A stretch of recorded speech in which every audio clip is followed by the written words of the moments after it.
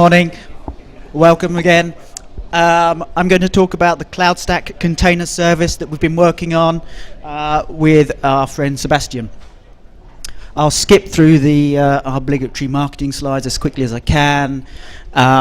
Most people here know who I am anyway, so hi again.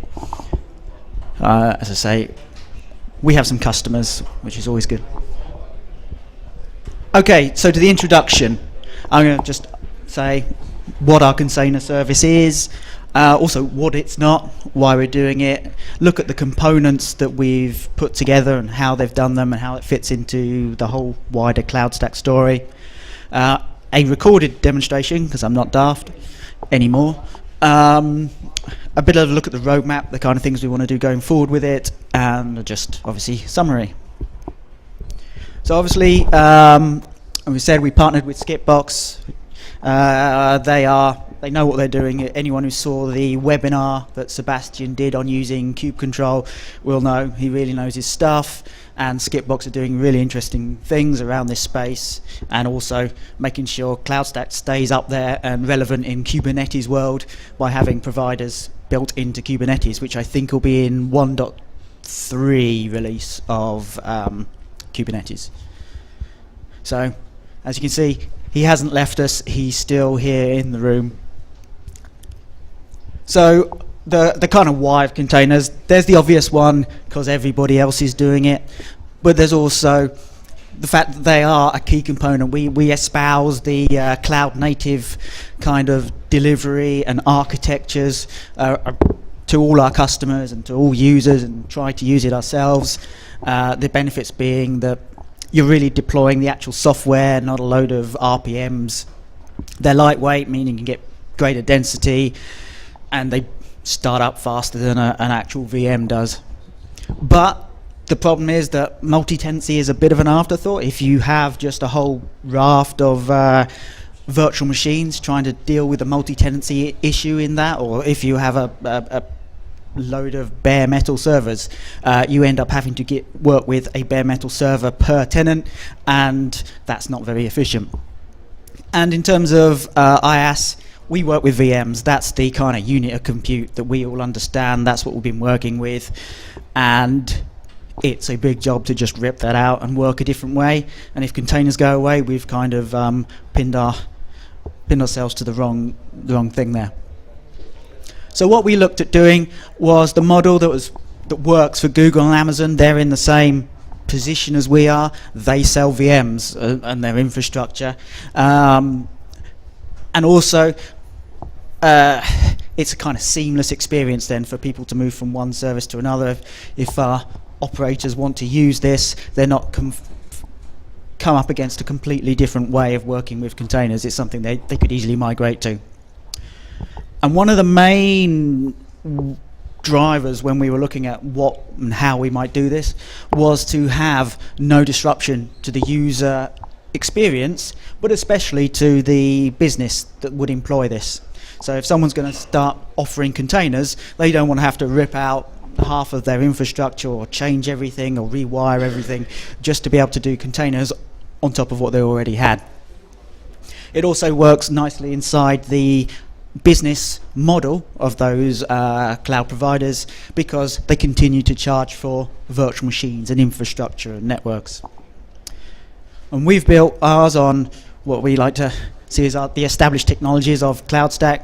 We believe in CloudStack as a CloudStack company, and the new boy Kubernetes and CoreOS as being kind of where everyone's gravitating at the moment. But we will cover how that's not baked into our solution and also why it's not baked into the solution.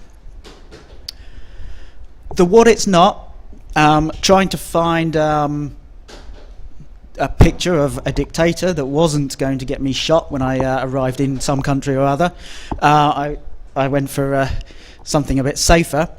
We're not trying to dictate the CloudStack community way of doing containers. We're not telling you this is how you do containers. This isn't the story, and we haven't just told you. What we've created is a framework, an open source framework, which will go into CloudStack to work with clusters. and we're kind of carefully separating out that you'll be able to deal with virtual machines in clusters and manage a cluster of virtual machines. They'll be aware that you may have things you want to do to make them work as a cluster, but this will be as applicable to various other cluster-based software architectures as to containers. And any kind of containers, you may want to be doing Swarm or something else with this. It's not hard-coded into what we've done, what you have to do with the ability to use these clusters. So the components we've got is the framework I just mentioned, which is at API level being able to deal with a group of virtual machines rather than seeing them as just lots of individual virtual machines, which, yes, a canny end user would be able to kind of mash them together and work with them, but this is at API level, having CloudStack understand the concept of that cluster. Our next component actually deploys Kubernetes onto our CoreOS templates, and using user data binds them together and makes them understand that they are a Kubernetes cluster and which one of them is the master. We also do some extra bits where we talk into that cluster to expose data back to the user. And finally, as well as it being available for the API, we've now added in some UI features to make that useful and easy to use and get people on board with the idea of containers, because I imagine, like me, most people said, oh, containers, and went to Google or Amazon and pressed the buttons and went, okay, so now I've got a cluster, what do I do? Here's a button to press to see what I might do next.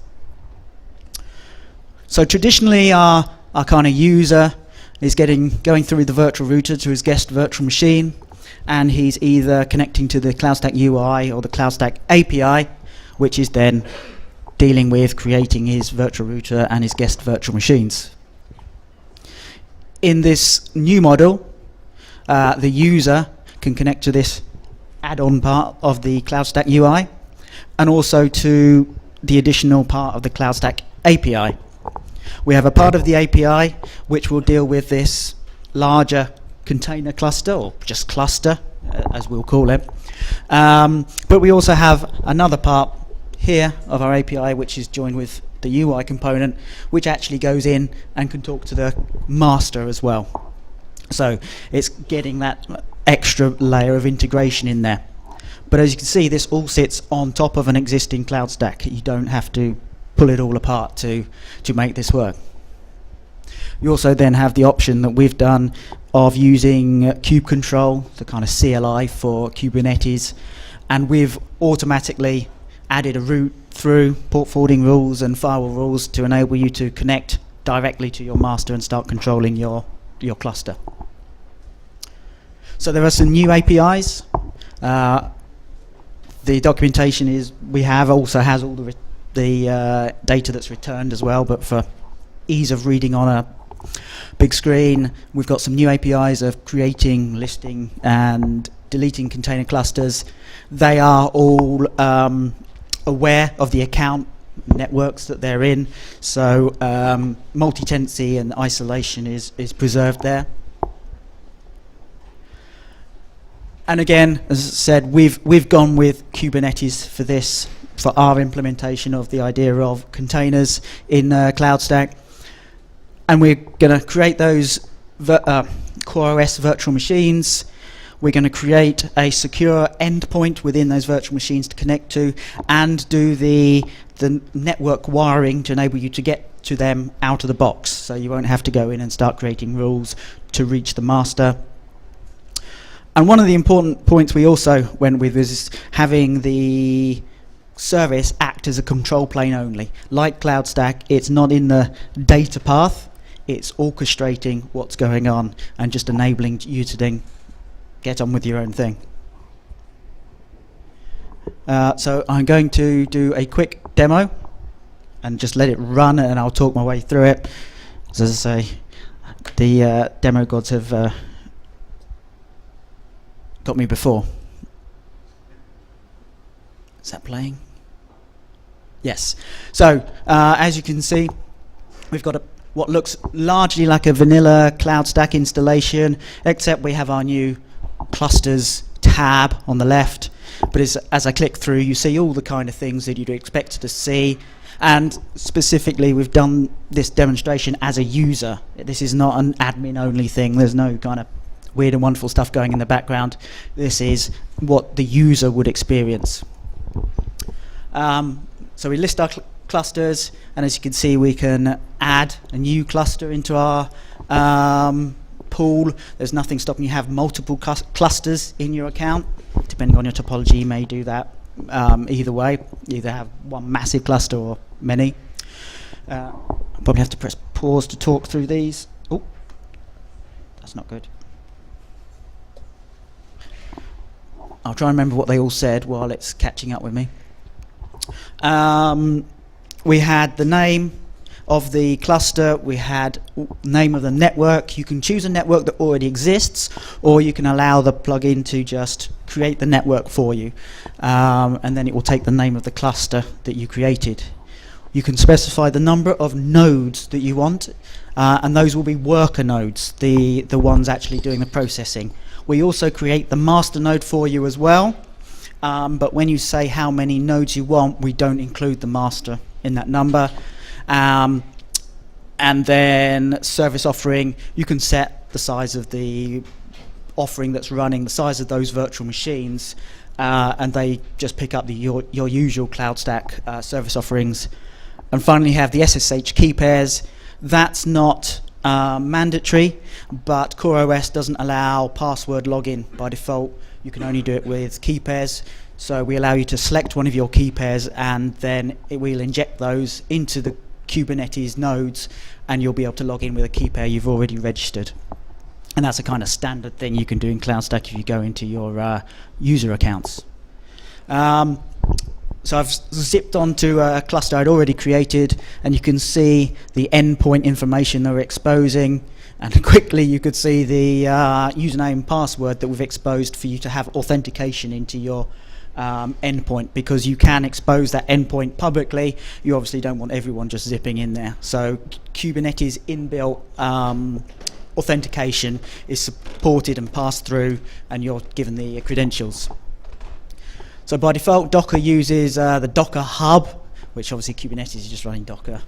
And so through the built-in dashboard, you're able to just use Docker Hub to upload or download the containers you want to run. Obviously, you most likely be using a private repository, a private registry to do that.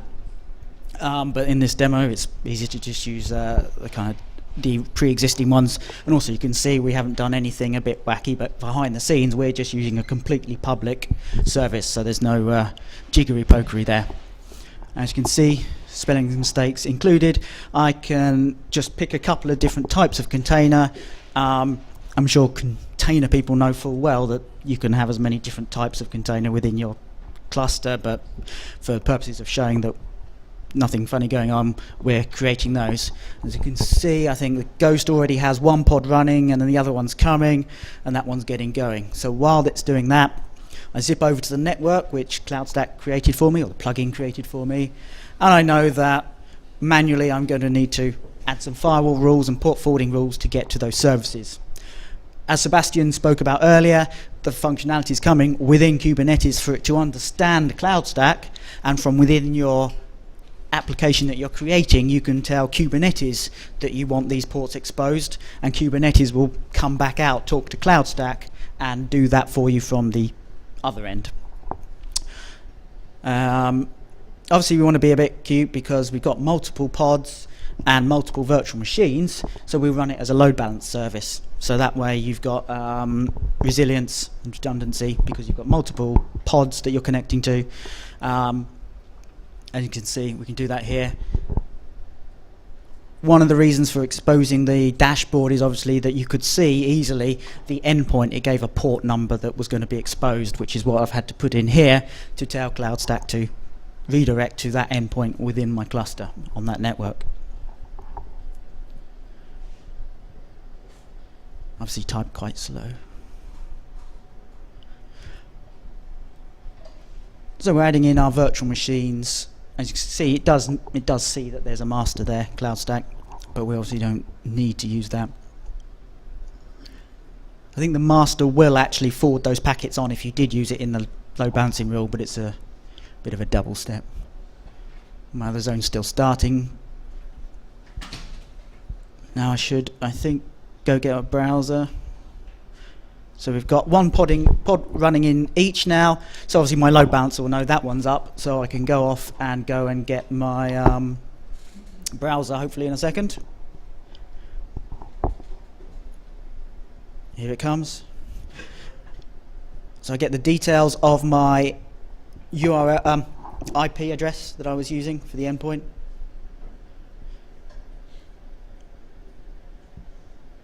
So I'm going to be hitting over here. Thank you. Oh, sometimes I'm so dumb. Can I? Yeah. So we'll type in. So we had port 80 and 81 for the two services that we exposed. I think which was Ghost. So we had Ghost and Nginx. I hope it works.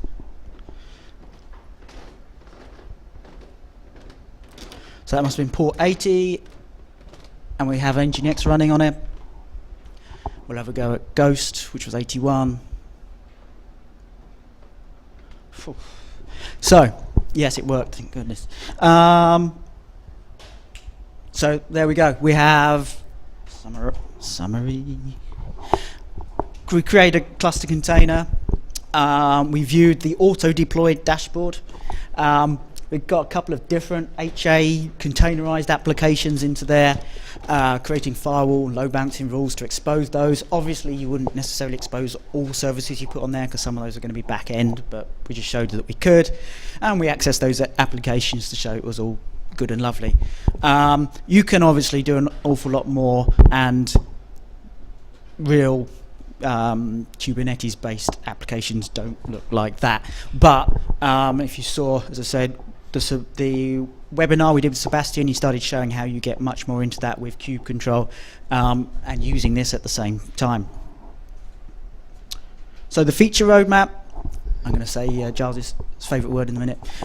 So we've got automating, exposing services to public internet, making that easier. Supporting of resizing clusters, that's a version probably 2, maybe 1 point something. We want to get that in there.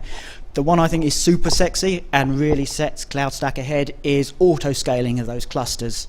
Because if you think about it, if you're building a cluster, you've kind of got to build it to the maximum possible size that you're going to need to work, and then your pods will expand and contract within that. But that's quite inefficient because you've had to just get a whole load of VMs that you may or may not use. With auto-scaling, you would set a maximum and minimum, as we do in standard CloudStack auto-scaling anyway, and then actually your resources expand and contract with the workload you want inside it. And I think that's ahead of what even Google and Amazon have at the moment, so I really like that.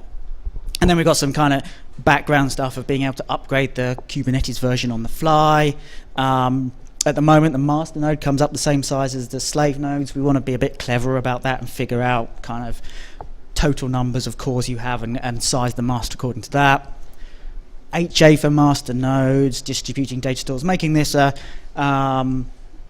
real big enterprise kind of capable service. Optional use of anti-affinity groups, say getting cute with facilities we already have in CloudStack and being able to distribute those out as well. I think it was version 1.2 of Kubernetes brought in persistent disks, so we want to tie that up to the CloudStack volumes and be able to create a CloudStack volume and use that within your cluster. And finally, interestingly, people are talking about, people just using bare metal.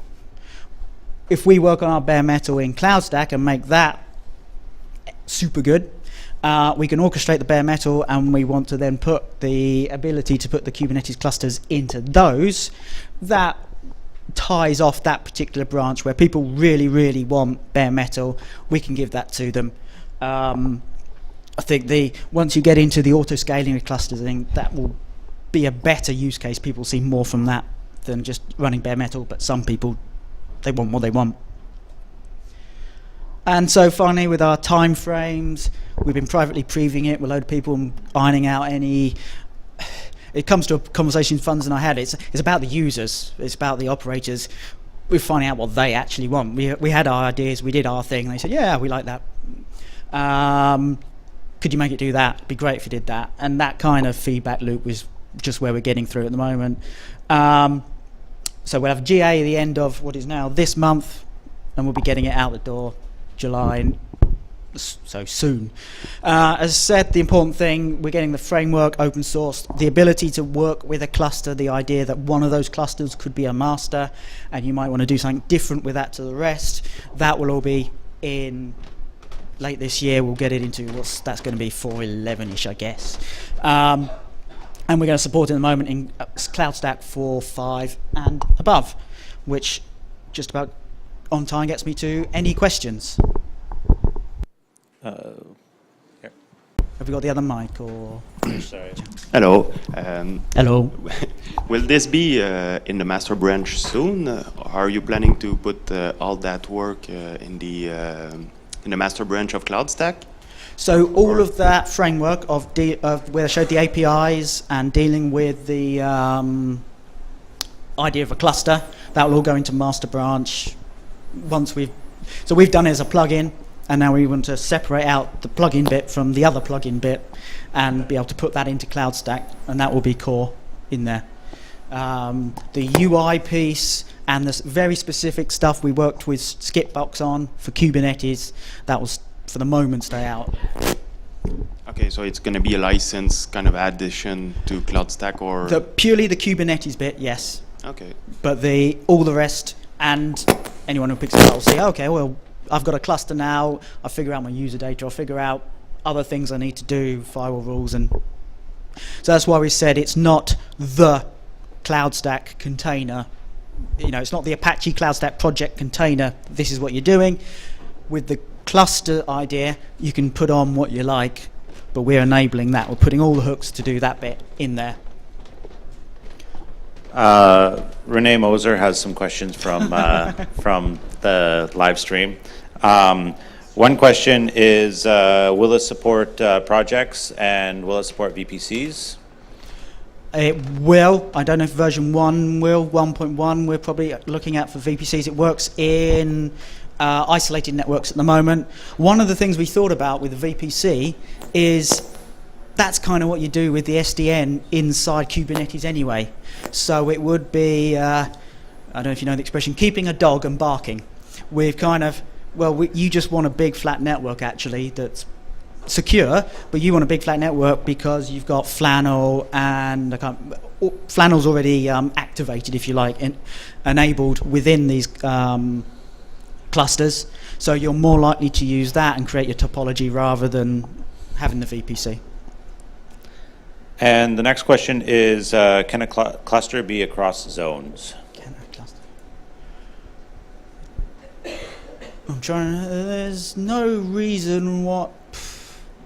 No, CloudStack can't deal with, I think, VM. Oh, it could.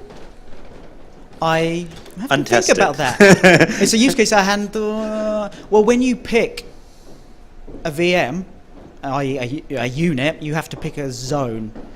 So at the moment, it's kind of, you pick your zone and we deploy the virtual machines into that. I'd have to sit down with a whiteboard and a gun to shoot Rene with, and work out whether you can split that up. Theoretically you can, it's going to be about your internet connectivity, because you're going to be using the guest network to talk to each of those VMs. More questions? So first one is, you just showed the GUI. I guess you have the API part, right? Already working. The API is the yes. CLI? Okay. Yeah. And so the networking, like when you're deploying Kubernetes cluster using Flannel, I guess? Yeah. And then how you hook up with the CloudStack networking? Is it like for the proxy or? Yes. At the moment, you're exposing a port. You tell CloudStack what that port is on those nodes. It's not using cluster IP, it's using the node IPs. And you're connecting into those.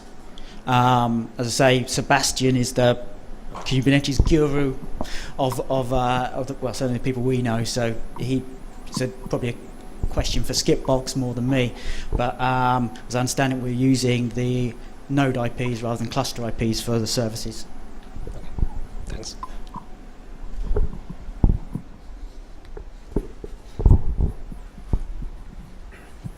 So are you using user data Yes. as a way to provision the cloud config? Yeah, yeah.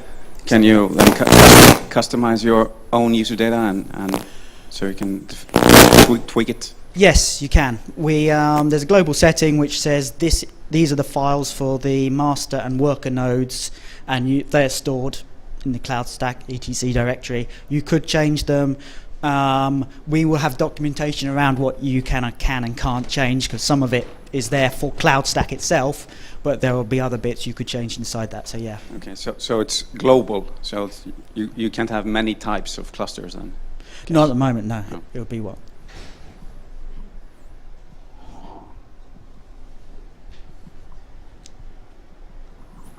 Maybe I missed this, but what does a template look like? It looks like a standard CoreOS template now. So there we found a bug in CoreOS which Sebastian fixed and posted upstream to do with how CoreOS finds its IP address from the virtual router. Sebastian fixed that. That went upstream. I'm pretty sure that is now live in the the builds of CoreOS. So you could just download the CoreOS template from CoreOS and it will just work out the box. We're probably going to do some kind of curation on that and say we know that one's fine. We obviously got to look out for regressions, because if we can change code to fix it, other people can change code to break it. So we'll make sure we can say the templates built on this date we know are good, and people can always fall back to that.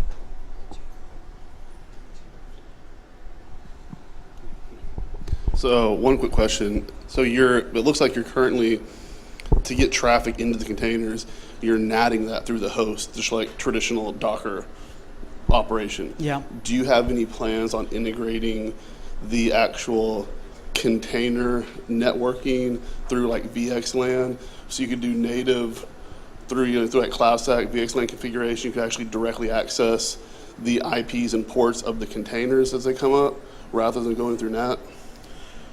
We haven't yet. Okay. I mean, it's something we can look at. Say Sebastian's been doing a load of work with making the Kubernetes understand CloudStack's there, understand that it's within a CloudStack environment. So that is a good next step to enhance. It's kind of a Kubernetes enhancement to make it be able to connect out. It may be if you kind of we know what the VLAN, the ID of that network is, so potentially we can just expose that back into your cloud config and just tell it, if you want to connect out, use that. So it may not be huge, he says. How hard can it be? All right, so we're going to have to wrap up questions at this point. We can have more discussions over lunch and such.